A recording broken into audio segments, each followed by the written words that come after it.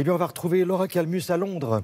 On va parler de la crise politique au Royaume-Uni. Trouver un moyen de mettre tout le monde d'accord sur le Brexit, c'est pas une mince affaire. Et Theresa May ne sait plus, vraiment ne sait plus comment s'en sortir pour avancer dans les négociations, n'est-ce pas, Laura ?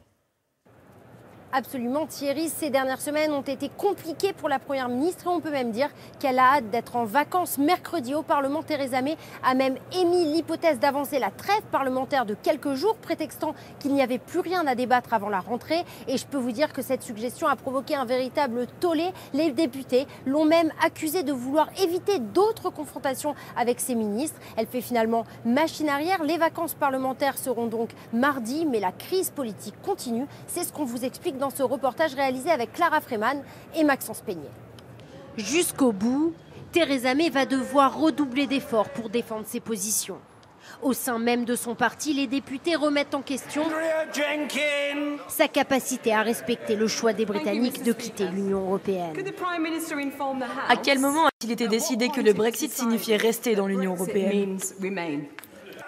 Alors la Première ministre se veut rassurante. Elle brandit son livre blanc, son plan d'action, comme si elle avait mis tout le monde d'accord et que le dossier avançait. Le livre blanc est notre base de négociation avec l'Union européenne et nous avons déjà commencé ces négociations. En réalité, Theresa May, qui veut un Brexit plutôt doux, n'exclut rien et il y a quelques semaines, son discours était bien moins optimiste. Oui, nous n'avons pas été d'accord sur la manière d'accomplir notre engagement auprès des électeurs britanniques et nous devons nous préparer à ce que les négociations sur l'Union européenne ne débouchent sur aucun accord. Le gouvernement est en état de crise permanent. Boris Johnson est le 7e ministre à démissionner depuis l'arrivée de la Première ministre.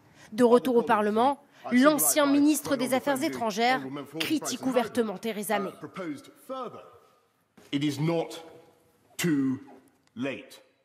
Il n'est pas trop tard pour sauver le Brexit. Il nous reste du temps dans ces négociations.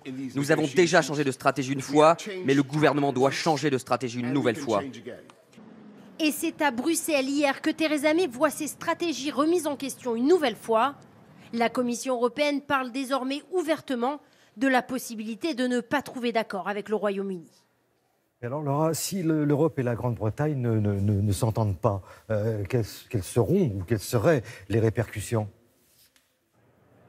Eh bien Thierry, s'il n'y a pas d'accord, il y aura très certainement une répercussion directe sur les citoyens européens qui vivent au Royaume-Uni. On ne sait même pas s'il leur faudra un visa et s'ils pourront rester ici pour vivre et travailler. Il y aura aussi très certainement des répercussions sur le commerce avec des tarifs douaniers très élevés. Vous l'avez compris, le Royaume-Uni et l'Union européenne ont tout intérêt à trouver un accord avant le 29 mars 2019.